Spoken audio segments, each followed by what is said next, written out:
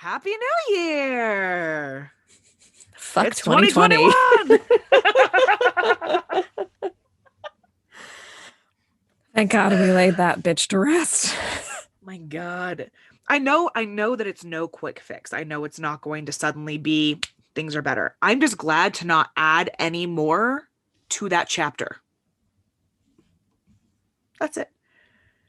The murder hornets, they're done. The wildfires, they're done. The impeachment trial, it's done. The election that lasted a goddamn month in the US, that's, well, to be continued. Oh, God.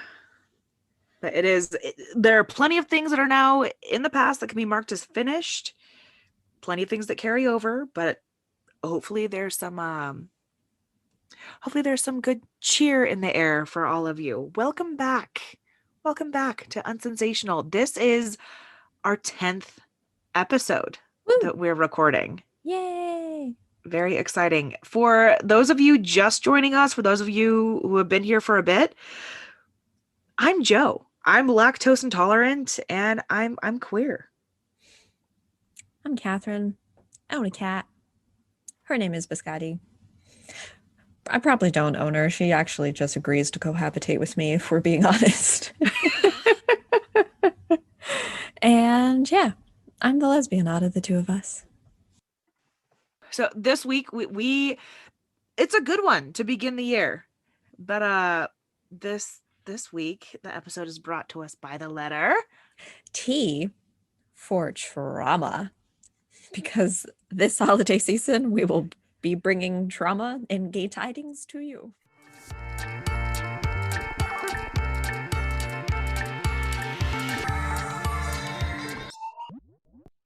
and we're recording it this time. And it's actually being recorded. Yay! What I loved though, Catherine, was that you kicked off last time and you're like, hey everyone, in New York again, blah blah blah, here we go. We jumped into it and we get all the way to the end. And it's like after after we've recorded everything, we're like, all right, love you, see you later. And that's where we both realized that there hasn't been this little red flashing light. Both of us were fooled. I very much appreciated that, especially because we made it through 9 episodes, no problem. But here we are, big episode 10. Woohoo! We're getting into like the tween years that we have here. Next is going to be the HE double hockey sticks birthday. Ooh. But yeah, everyone, episode 10. I'm very excited for us. I'm excited. Let's kick it off starting about the holidays and chit-chatting, I guess, a little bit on that. I was raised Catholic. Neither of my parents actually are Catholic, nor really practicing, but they finagled a deal, and I was raised Catholic. They finagled a deal. Yeah, I'll just leave it like that. So. I love it. And a Catholic white family growing up in New England, we celebrated Christmas. What's really interesting is I do not live with my parents at the moment, and I'm starting to realize how much of my Christmas traditions were kind of their Christmas traditions in turn. And I feel like I'm coming to a point in my life where I now want to start making my own Christmas traditions. And this is like a big new concept for me. Some of them we still keep, of, opening stockings on the bed with your tea, coffee, hot cocoa. That's always a tradition, stopping maybe for a little bite to eat, then continuing with presents, something that how we kick off the morning. But something that I'm a little I have a bit of chagrin about is I have not put up a Christmas tree since I've been living on my own. I actually don't have a Christmas tree. I don't have my own set of ornaments. Part of this has been a little concern since I have adopted a cat and I've had her for about 3 or 4 years. Don't know how she would He's an react. adventurous little guy. Yep. And I don't know, even the apartments that I've been in, just not something that I've done. So like I break out a handful of decorations, but I am really starting to realize that I need to kind of cultivate my own holiday decorations for all the ones throughout the year. What do I want to celebrate and what do I want to decorate for? But what I was able to work on this Christmas season was Christmas movies of my own, because for some reason that I don't fully understand, Christmas seems frozen in time. The Christmas music doesn't really change up. Like Mariah's Carey, All I Want for Christmas is an anomaly in the fact that it's a very recent song. Any artists that you hear are just re recording songs of old. Hmm. Consequently, I grew up with Christmas movies of like It's a Wonderful Life and White Christmas, which I do love White Christmas. So this year I decided to rent some movies like The Happiest Season. Lifetime came out with its own gay Christmas movie that featured two men that are actually married in real life. Oh, that is I precious. actually ended up purchasing that movie, and I'm like, maybe this can be a new Christmas tradition for myself. I purchased another Christmas movie with Mayim Bialik, her version, and that's kind of what I dived into. But this is a very new realm for me of what can I do that's going to bring me kind of happiness throughout the month leading up to the holiday. That is precious. I'm so, look at you. I think there are some traditions that we all carry from our childhoods where we're like, this isn't, I don't do this because I feel like I have to. I do this because this feels, when this happened, it felt like Christmas. Or when Yeah, this happened, it felt like Halloween. Or when this happened, it felt like New Year, whatever it was. I have a bunch of those. But that's I great. also have a bunch of things where I will watch a Christmas movie every night. That's my thing. And that's where maybe I'll draw, maybe I'll paint while I'm doing it. Like if it's a movie I've watched before, I'll do like the drawing or painting or crocheting or whatever, like while I'm doing that. Mhm. But I gotta. And that's not so much a thing with my family. Like they want to watch a few of the big ones, but it's not like literally every single night from December 1st through December 25th. I'm gonna watch a Christmas movie. I'm glad you found that for yourself, though, because you've mentioned it before in the podcast. You do that for Halloween as well. There are a Mm-hmm. bunch of like horror movies that you watch leading up to it. And I think that's really important because a big thing that I like about the holidays, honestly, is just the anticipation leading up to it. So it's like, hell yeah, I'm going to start listening to Christmas music like right after Thanksgiving, like the Mm-hmm. very beginning of September, end of November. I'm also the person in my friend group that will buy pumpkin beer the first out of the group, Yup. and they'll be like, "Whoa, I'm judging you so much. It's like the end of summer." I'm like, "People, they put it out on the shelves. It's a limited time only thing. I'm going to embrace it whenever they release it to me." So, Yeah. yeah, I like the leading up to it anticipation part. For me, that's also the same reason why, and in summer, when it comes to Colorado in June, for June, which is when we have our Pride, from the 1st of June till Pride, which is typically Father's Day weekend, everything is gay for me. Like I try to watch queer and gay movies, or movies that have queer actresses or actors anyway, but especially during that month, like I make a significant, strong, only trying to only consume media with a queer basis. I know that there are a lot of people who do that year round and they have cultivated a great, I know, like a great understanding of queer pop culture and what does that look like and what does the queer eye look like when it sees art and pop culture and media. And I have that, but I'm always worried that I will become so disconnected from the straights and the breeders that like I won't be able to hold a conversation at work with any of them. And I know that money doesn't exist and it's made up and it doesn't matter, but having food definitely matters to me. And the best way to get food is to have the money, which means having the job, which means, oh my God, did you see that new movie that came out? I didn't, but I so wanted to, right? Isn't he hot? That movie's gonna be something.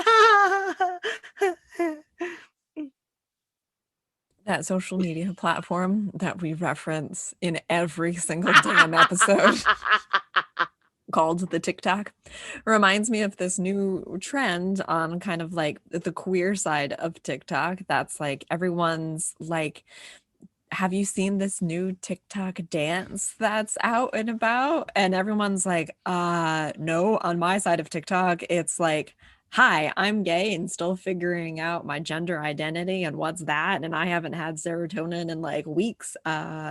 Sup? And Yep. that's what it reminds me of. I actually met up with some friends recently that I have been seeing regularly since the start of quarantine, and I did feel a little disconnected from them just even in some of our conversations. It just me talking about some queer things. I literally I brought up that Lifetime movie. Mhm. And I heard good things about this one because I heard that it was just like it was a fun Christmas movie and it just happened to have gay people that were doing gay things because they're gay, but like it was just a Christmas movie with a queer couple. Exactly. I actually loved it. It is titled The Christmas Setup. It also has Fran Drescher, I believe. Is that how you pronounce her last name? From The Nanny, as Yeah. kind of like the meddling mom. Honestly, it was a great setup. And it's exactly what you just said. It is not about anyone coming out, it's about two people that just happen to be queer. And Lifetime, like, threw all of their traditional Lifetime stereotypes kind of into this one movie. It's like one of the guys is like a big corporate lawyer, and now he's coming back home for the holidays to his little hometown. And oh my gosh, look, it's this guy from high school. That's what it is. It's about as, yeah, like stereotypical Lifetime as you can get. And it was just really sweet to see because like their eyes sparkled when they looked at each other. And I'm like, you're married in real life. Oh. And I was very happy with that kind of that purchase and indecision, and had my hot cocoa with whipped cream flavored vodka in it to watch all of my to watch all of my queer Christmas movies. Hmm.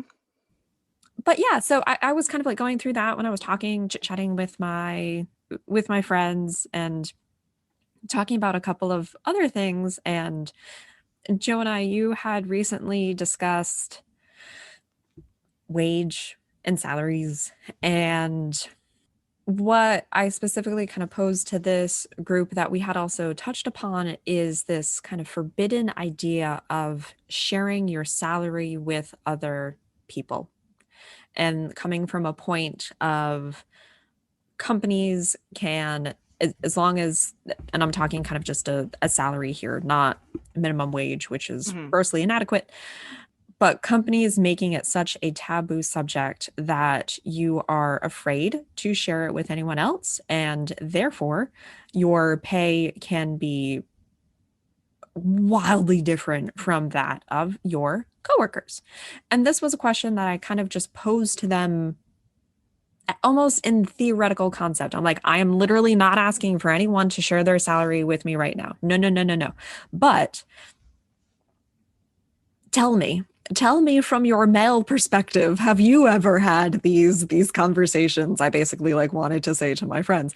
Right. And I don't know what one of them didn't really, the other did, and it was like ages ago. And Joe, I know you have a story to kind of share about this, but did find that there was a like wild discrepancy, or it was like three of them in the group kind of made around the same amount, but someone that was brought in like 6 months prior practically made like double the amount compared to someone that had been at the company for years and was always thrown those extra projects and put like 110% into everything, and kind of saw that that discrepancy. And what was interesting is I had done a bit of research even personally because I'm like, what is a livable salary? At what amount is a human, average human, no longer going to feel the pressure every day of worrying about their finances? And from what I read, articles that I can't cite at the moment, so sorry. I thought they said it was around like 70,000 for kind of like your average person in the US. That's what they are going to feel comfortable there. And I agree with that. What was interesting is one of my friends, their number was a quarter of a million. 250,000 was Mm-hmm. what they had believed is kind of the you're going to have the ability to save for your retirement. You're going to be able to spend it on vacations and what you want. If you have yourself, a partner, kids, whatever your family makeup looks like, you're going to be able to do that and support yourself there. I think that what you prioritize is very different than a lot of people. And I also think something that's important that you brought up was like the average person. Like, for instance, I have more debt than the average person. So while 70,000, I can be like, I could make it work. Mhm. Like my number of I could begin to pay off more than the minimum for all of my debt. Yep. And I could begin to even like maybe even invest a small amount for the future. For me, it would be around like if I could do 100, like 100,000, I think I could make really, really incredible decisions for myself that make me feel empowered and comfortable and happy. Yep. I also know that when you were talking about like the average where people would be comfortable, you where money doesn't buy happiness. It's funny because the cutoff for like when does money stop actually making you more happy is right about $75,000 per year. A few years ago, so using it had to have been around 2016, 2017, but it Mhm. was $75,000 in the 2016, 2017 world. Yep. Making more than that wasn't going to make you happier, but making less than that was going to make you continuously less happy. That's right. Thank you. That's what I was calling upon. And you're right. I forgot to average in any type of debt or student loans or credit cards or anything that may be previously withstanding. Never mind the fact of like, do you want to rent or do you actually want to purchase like a condo or a house or something? The ability to save up for that, cars, all that stuff. And yes, what you said is what I was thinking too, that 75,000.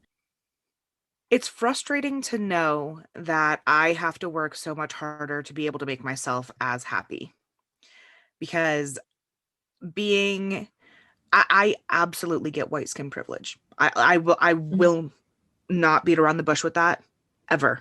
Our listeners can't see me, but like I'm more pink than you are. But that's about the only difference in the way people would perceive us. Sure. Um, my last name, Mexican. I'm Mexican, Irish Italian, but like half Mexican, Irish Italian kind of tossed in Yep. on the other side with small bits and pieces everywhere. But I am a woman and I am queer. And when it comes to people who have never met me and don't know what my face looks like, I don't always have the privilege. I can't utilize the privilege of the way I look because my name is Mexican. And so on paper, if it's not someone who's met me, I am less likely and I am less often provided with more money for what I do. And so it sucks to know that like that I have to work that much harder. And I know I don't have it the worst because first of all, my full legal name does not make me sound like I'm not white or that I'm not Eurocentric or like Christian believing. My name absolutely does. I have 5 names. Also raised Catholic, shocker. So it's just so frustrating to know that like that it gets so much harder. It gets harder for people that are even more gender nonconforming than I am. It gets even harder for people whose names don't sound as Christian or as white as mine do. It gets even harder for people who look more outwardly queer, and it sucks.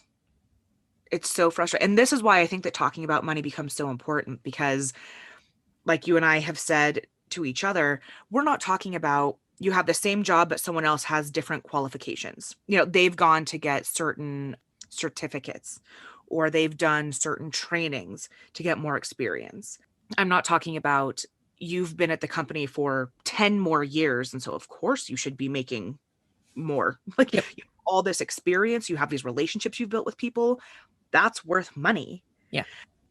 But what I do hate is a story that I think I have mentioned before, but I don't think any of the listeners have heard it. I had a friend who had been working in this job for 10, 15 years, long ass time. They made a certain amount of money. I made a certain amount of money. I didn't know I made more than them. There was someone who was hired after me who made even more than I did. And when the person who had been there for forever found out how much the new person made, they were livid because they had been working and driving and doing the extra projects and taking on items and training people and creating manuals and processes, making things better. And they weren't even making as much as someone new. And they count on people not talking about this for that reason. They don't want people who have been there for forever to know that, oh, well, we had to adjust the amount of money to get new people in the door because in general, the cost of things are going up. And so, we have to go with the economy. Mm-hmm. And you think that people who have been working the same job for 10 years aren't affected by Mm-hmm. that? Mm-hmm. You think they aren't affected by inflation, the rising cost of housing, especially where I am? You think that that's not a thing? Are you kidding me? Yeah.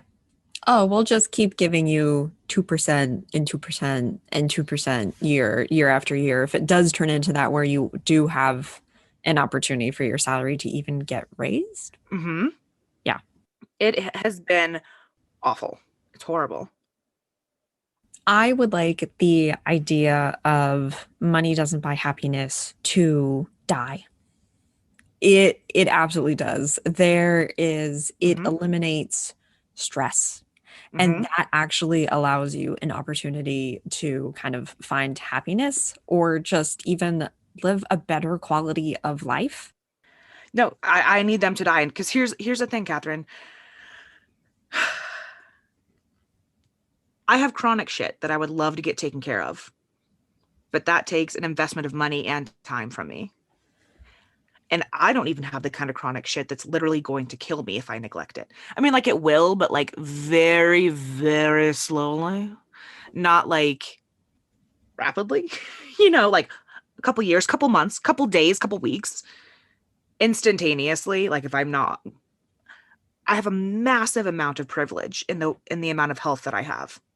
Money can't buy happiness, really, really, because it can buy insulin.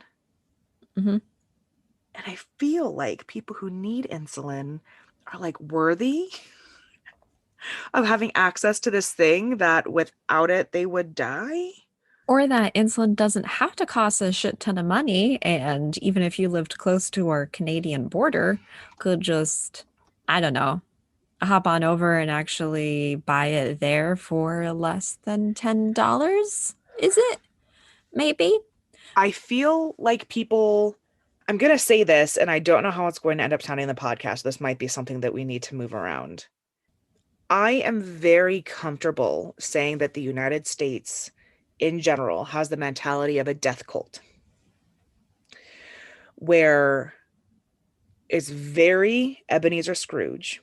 Things will get better when a certain amount of the population dies off. Very eugenics based. Mm. If these people whose bodies cannot sustain themselves would pass away, the rest of us wouldn't have to pick up the slack. If these people Mm. who cannot intellectually and mentally provide us with so much more, if they would just didn't exist, we could be so much better. And it's on the other side of these people's death that our country would be reborn. And that mentality is terrifying to me. I think that people don't realize that that is eugenics. They think eugenics is just like the twin experiments. that, yeah, sure, we all know from the Nazis, but that shit was actually copied from American scientists. It's baffling to me. And I think it's even more frustrating that when we talk about money and when you talk about minimum wage, especially, people with disabilities can be paid a fraction of the minimum wage. Yep. If the average worker can widget 100 widgets an hour with all the training experience that they have, on average 100 widgets an hour, and a new person comes in and with minimal training, minimal understanding, they can widget, I don't know, 30 widgets an hour. The company is allowed to pay them 30% of that hourly minimum wage. It is legal to pay people sub minimum wage. And you know who that tends to be? A person with a disability. That is baffling to me. And this is why talking about money is so important. And people feel weird about it because, like, as someone who has a lot of debt, I always feel embarrassed talking about it. Because, like, well, I don't make as much as I probably should, and maybe I could have made some more better decisions and whatever, so I feel some people are on my side, but like I feel embarrassed to kind of talk about how much I make because it doesn't feel like a lot. And then there are people on the other side who are like, I don't want to talk about it because I feel like I make a fuck ton. I don't know, but there is so much wrapped up into this. It is mind-boggling to me that a person who is disabled can make less than Mm-hmm. the minimum wage. Ridiculous. It has become in the US that poverty is a moral issue, that if you are not making a certain amount of money, you are therefore somehow lesser than and kind of undervalued there. And yet, Mm-hmm. we are a country that had more than 6 months between our stimulus checks. And exactly to your point about if we want to see where our country prioritizes the life of individuals, we don't. Because the reason that we have, again, I will say it again, I will die upon this hill, that we had more than 6 months in between our stimulus checks is because the economy and the stock market was doing better. And that's what people are going to care about. The fact that we don't have universal health care, the fact that we don't have any type of federal parental leave, the fact that we don't have any type of free education up until college, the fact that we still allow the death penalty. It is not so many thoughts were just all of those were just running through my head as you were Yep. talking to kind of Yeah. just further that point. And that is really terrifying to hear as an individual. So you have to figure out how to make it work for you. This is where I think that companies start digging their heels into how do we, I'm going to finger quote here, diversify, make ourselves appear more tolerant. And what can we do to make that happen? So, what they do is, in some cases, they hire the people with disabilities and they say that they're reaching out to communities to make sure that people with disabilities are given and provided a job. First of all, they say given as if it's like you're bestowing upon them the highest honor. No, no, no. They're working. All right. They're doing a job. And if you train them properly and they're doing the job, then they do the job. Mm, And that's just where it's at, mm, no matter what's going on. So you have people do that. Then you also have people who want to do, and I hate this term and it's always used incorrectly, usually by people who think that they understand what it means, but they don't. A diversity hire. mm, They think that what that means is this person of color wasn't supposed to be here, but they had to add color. Or this woman shouldn't be here, but they had to bring someone in to balance it out. mhm, I see what you're saying. And I, first of all, don't see any problem with that because I do think that places should start to reach out to hire more people of color, people of different gender identities, people of different sexualities, backgrounds, and disabilities. Because without getting the full human spectrum, you're probably not understanding what the hell's going on in the world. But also, it's not so much that that person needed the company needed that person. And that's where it's never flipped on its head. Companies are taking people who are a minority, and I mean that in any sense, whether it's the way you look, whether it's your sexuality, your disability, it doesn't matter. They're taking you and putting you in a hostile work environment because one, people aren't going to want you there. And two, you have no community that's not looking at the thing that's different about you and saying, I bet that's why you're here. You can't take a queer person and drop them in the middle of a Chad culture at a company and just hope that it turns out okay.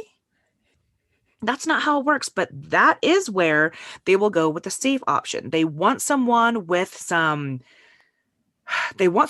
to look good in a suit.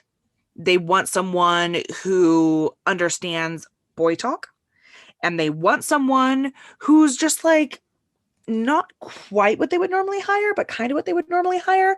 And they bring in a whitewashed rip-off Kmart version of a black woman. And they bring in a cis white gay man. And they do it on purpose.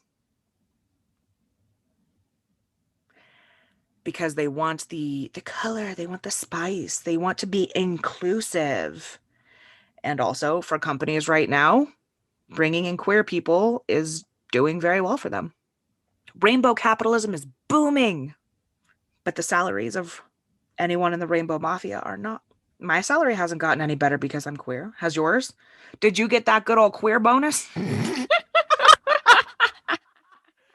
you get that?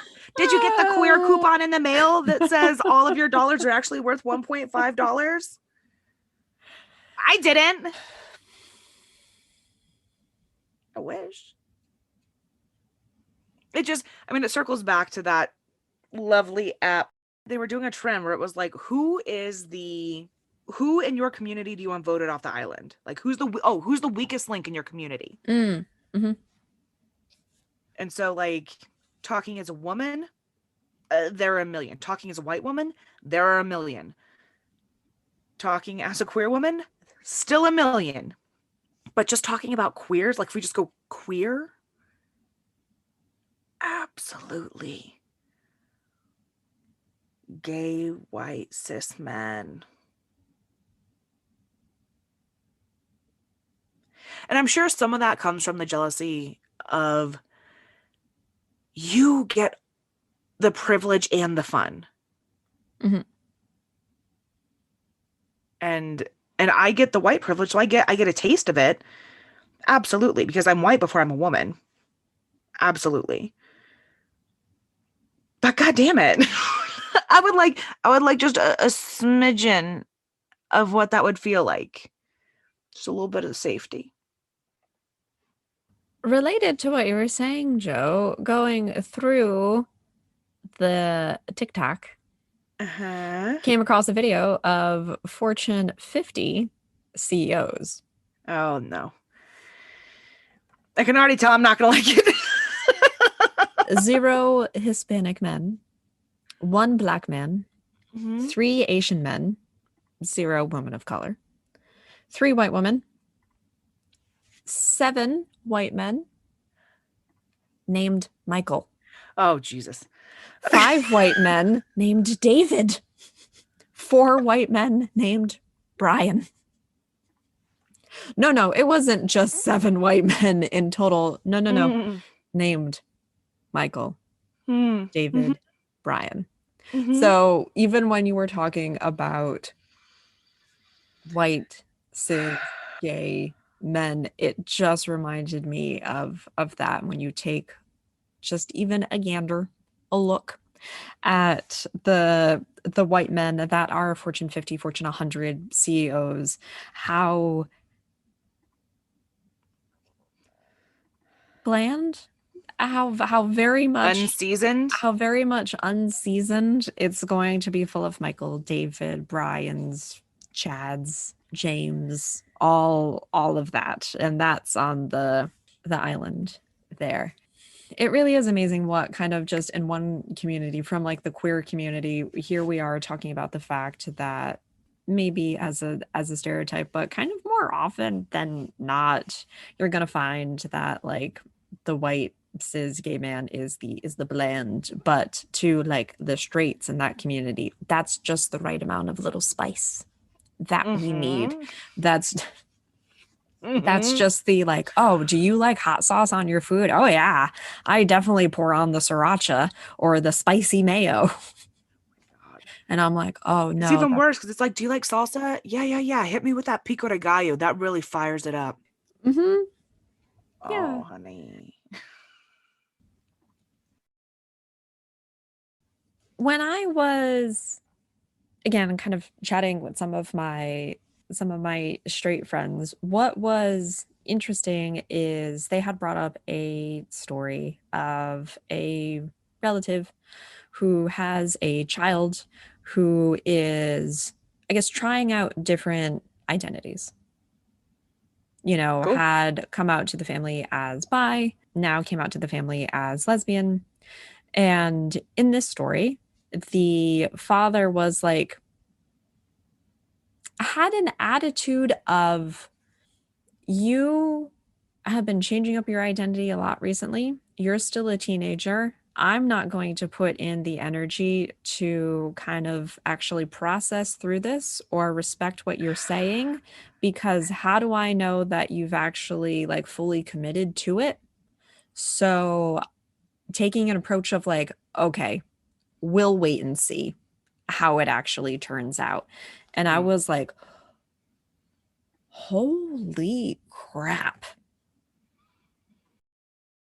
I was like, that is so disheartening that this is something that you are discovering about Mhm. yourself. You want the support of your family and friends, and someone legitimately not taking it seriously because of your age, which they can do nothing about. And I'm like, Right. you mean to tell me that, like, the first thing that you say to me or that you become, I'm like, okay, so if this father figure had decided to go to school to end up becoming a doctor, that's it. They can't become anything else for the rest of their life. Nope. They made that decision when they That's were, it.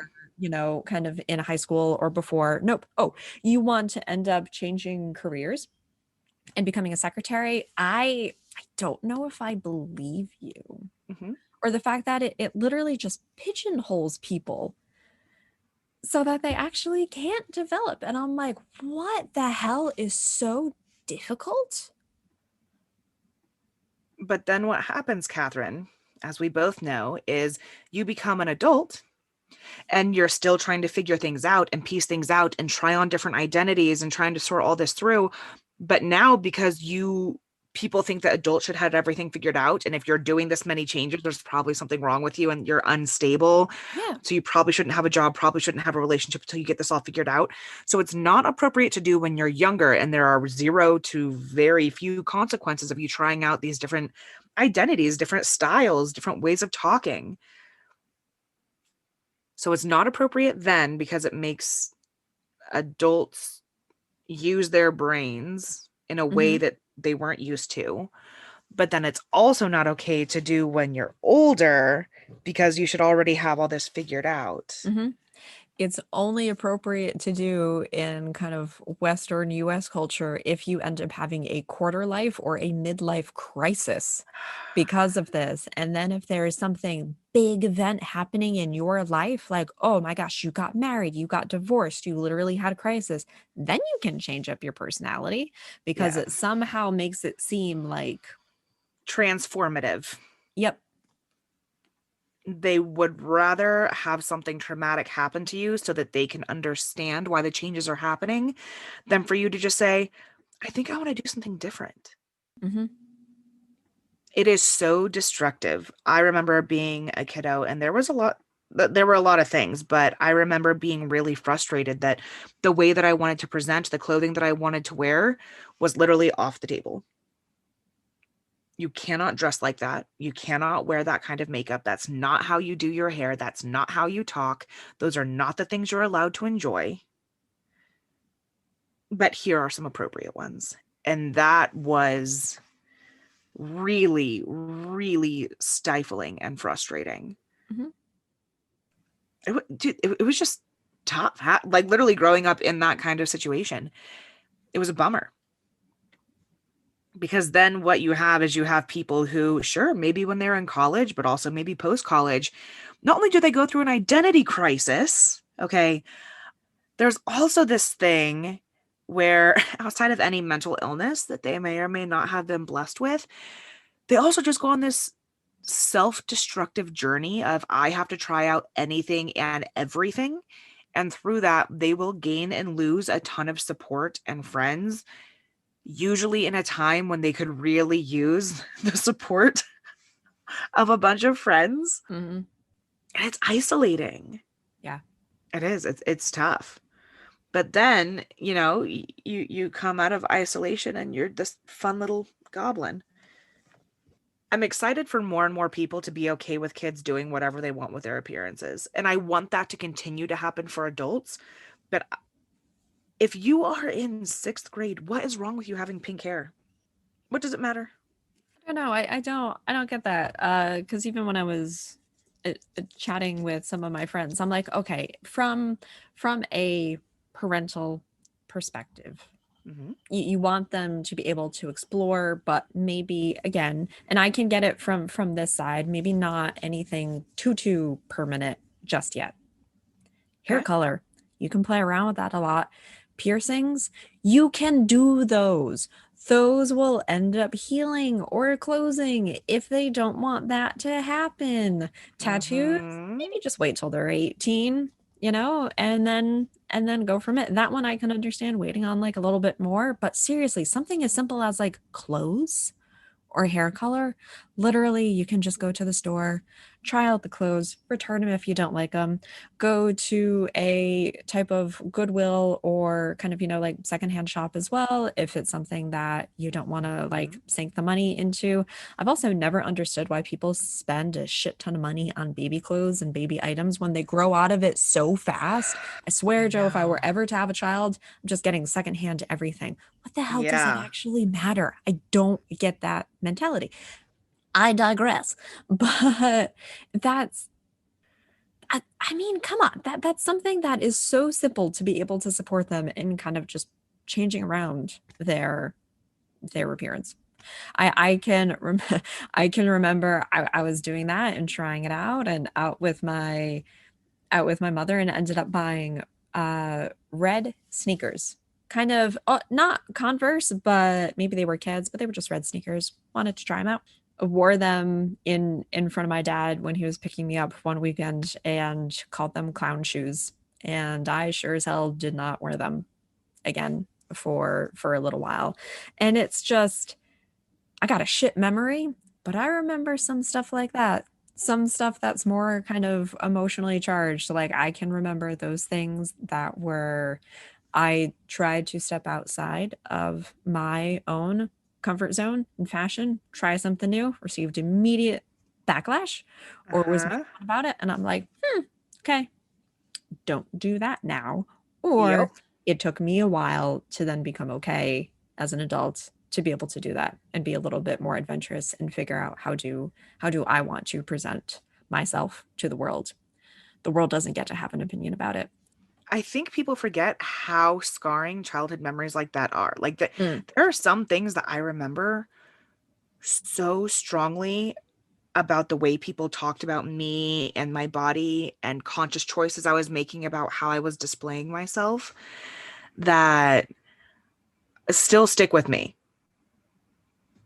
Still stick with me when it comes to sometimes it's the shoes that I'm wearing, how low cut a shirt is, what am I wearing sweatpants too often even if I'm just at home?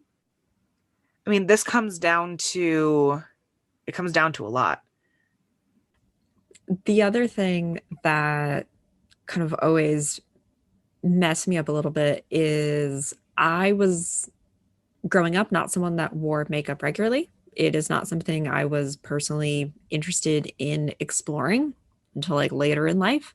I just and I fought with it for a while because I had a mother who was a beautician and kind of very much about those traditional feminine qualities and was so excited for me to try makeup. I like dug in my heel further.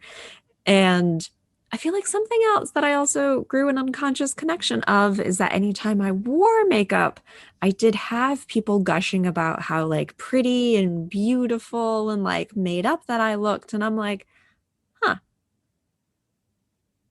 But when I just put on like a really nice outfit or look really good, I don't get that same reaction.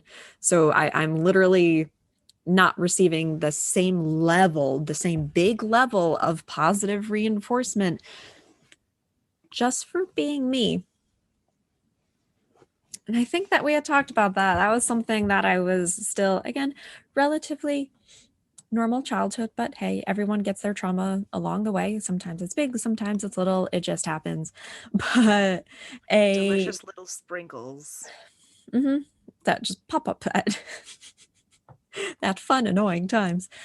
But just the fact of like, no, you really do have worth and are deserving of respect for the simple fact that you exist.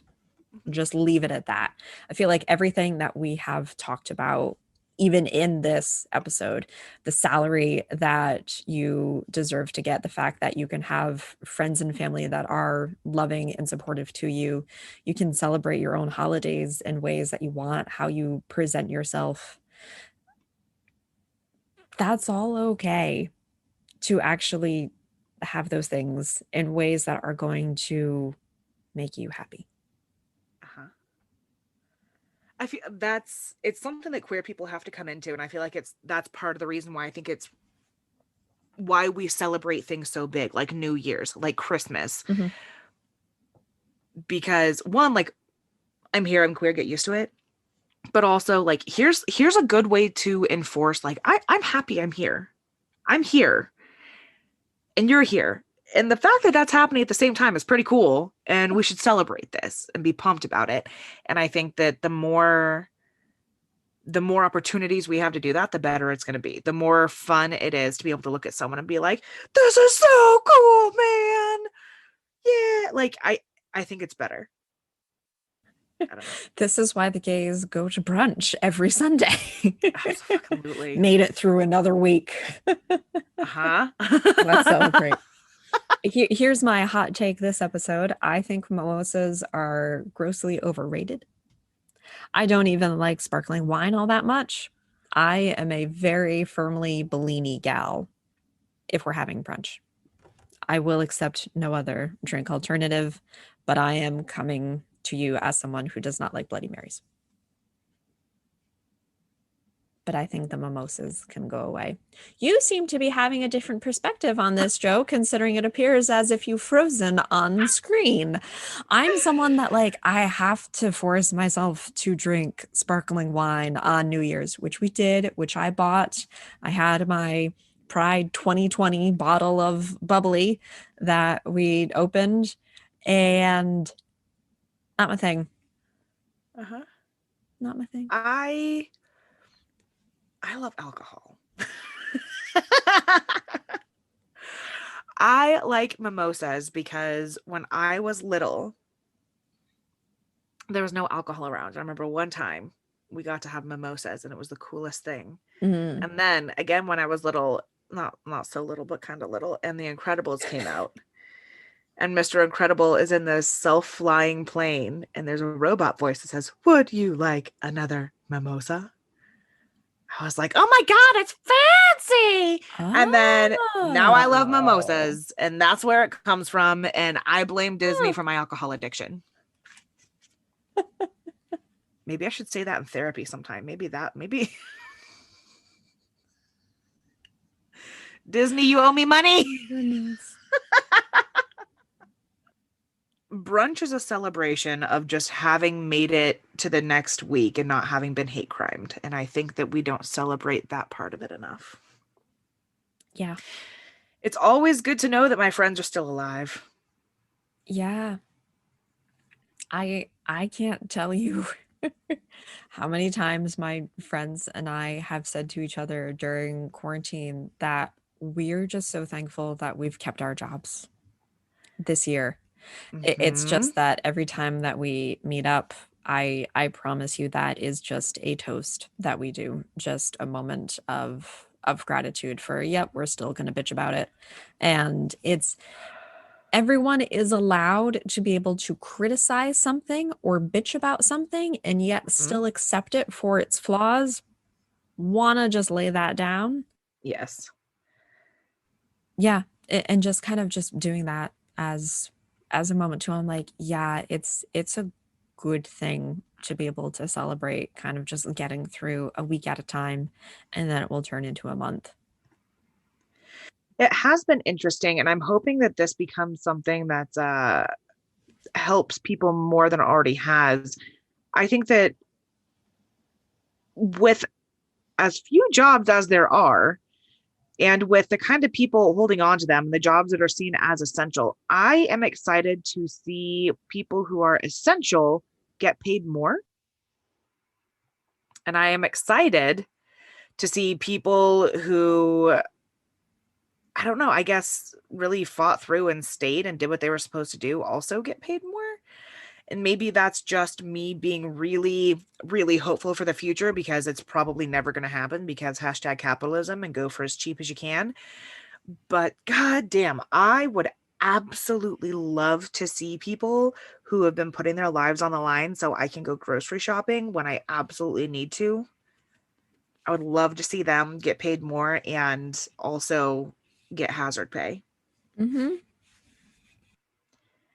I don't know. I guess I just feel like if someone is working at a grocery store, they should make enough money to be able to afford to shop at that grocery store.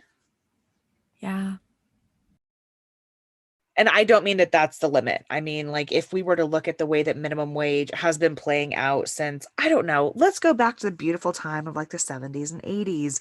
If it would have kept up with where minimum wage was and the cost of goods and inflation, the minimum wage now would actually be over $20 per hour. What? Fascinating. Oh, and then that was also, don't forget this silly tidbit. That was also when the super high earners, the ones who are making over $1 million a year, were actually being taxed at over 90%. Weird. You know what's also weird is I think the millennial generation started at 1981, which means that we have some millennials that are 40 years old. So people should start taking that into consideration every time they like to toss around the snowflake. So you literally have some millennials that are 40 years old that only have, I'm sorry, like less than 10% of the wealth compared to like the baby boomers that at this age, once they were in their 40s, had maybe approximately like 30% Uh-huh. of the wealth in the country too. So Uh-huh. Uh-huh. I think that it's gotten to the point for many of us where we've accepted the fact that we're not going to have the nice things. I've accepted the fact that I will probably not own a home if I ever get to go out and live on my own. It's not going to be in home ownership. I will never be able to buy a new car. I won't I probably won't go on regular vacations. And all of these things, again, these are very much like first world white people problems. But that's what I mean is like these things where we were told, this is what you want to go for. I'm not going to get to do. I'm not even going to get to do the queer stuff that I want to do. I'm not going to be able to buy a plot of land in the middle of nowhere and make sure that I can, fend for myself. I'm not even going to be able to do that in the middle of a city. And I know that so much of this is focused around, independence. What can I do on my own? What am I doing? And that's what's wrong with a lot of what's happening in America because there needs to be more of a we. Like, we can do this together. But we can't do everything together. Sometimes individuals have to be able to do things on their own. Not all the time, not everyone. Sometimes people have to be able to do things on their own and discover new things for themselves in order to continue to make things better for everyone. And I wish that I was one of the people in that situation. And I think that a lot of millennials are like, I've resigned that. I know I'm not going to. I'm not going to get Social Security, even though I've paid into it my entire fucking life. My government has stolen that money from me. Now, not all of them are as angry as I am about that. We can be upfront about that information. But yeah, there are a lot of older millennials that get lumped in as if the millennials are still the youngest generation right now. Like, if you're talking about millennials and you're talking Thank you. about anyone that's a teenager, you are absolutely wrong. You can hate millennials all you want. Dude, we hate ourselves. There is no one meaner to me than I am. I can trust you on that. You can't even hurt my feelings. But How did we all get that trait? A universal generational experience. are you your biggest bully? Ah, must be a millennial. It's true. It's true. And okay. One thing that I find so fascinating is the people who want to tell us, like, oh, it's because you guys are snowflakes, so you got these participation trophies, blah blah blah blah blah. Okay, here's the thing. One, I didn't ever get those. Two, if I did see them, it was because one of our parents wanted to give them to us. It was because the parents wanted to go home with a child with a trophy. Mhm. We didn't, nobody wanted the participate. Y'all boomers set this up to give us the participation trophy because you wanted to use your kids as a bargaining chip for status because you wanted to take a kid home who had a trophy. We didn't give a shit about that. We didn't care. I wanted the Capri Sun and some orange slices. And once I got that, I don't care about this hunk of plastic. Oh, we won? Cool. Great. Whatever. But God, it cheeses me off so much. We weren't the ones who were offended by not getting a last place trophy. Our parents were the one throwing bitch fits about that. And then they get mad when we say, "Hey, I need to hit a serotonin, so I need to get this quick win." How? How? And these are the same people that said, you don't want to work at McDonald's, who belittled those people and then would still go through the drive-through once a day. And then when you picked up that job, they would belittle you for it. But if you wouldn't, because your entire life you were told that this job wouldn't take you anywhere, and so you listened to that advice, you were told that you were a piece of shit. You're too good for that. You're too good. No, I don't think I'm too good for anything. Let's be very clear about that. The opinion that I have of myself is not extraordinarily high. You know what it is? It's based off of everything that's ever happened to me in my life. And so if from the time that I'm very little, everything that's been said is, oh, you don't want to end up flipping burgers. You don't want to end up flipping burgers. I didn't know why, but like I wasn't supposed to be a cook. I don't know. I don't know. Maybe that would have worked out better for me. Maybe I could have like radicalized some people in fast food and we would have more choppy machines. All right. Well, everyone, thank you. Thanks for joining us for episode 10 of Yes. Unsensational. Recorded episode 10. First episode of 2021. Very exciting. Subscribe, rate, review Unsensational wherever you are listening to us. You can find and follow us on Facebook, Twitter, Instagram, and very recently Pinterest. We are Unsensational JK on all those platforms. Send us topic suggestions via email to unsensationalpodcast@gmail.com or via the contact page on our website, unsensationalpodcast.com. We are actually for real in real life setting up our Patreon with different tiers. So go check it out and give us money. Patreon.com/unsensationaljk. If you feel like being extra friendly, you could check out our $1 tip jar. Just the tip. This has been Unsensational. Until next time, everyone, stay queer.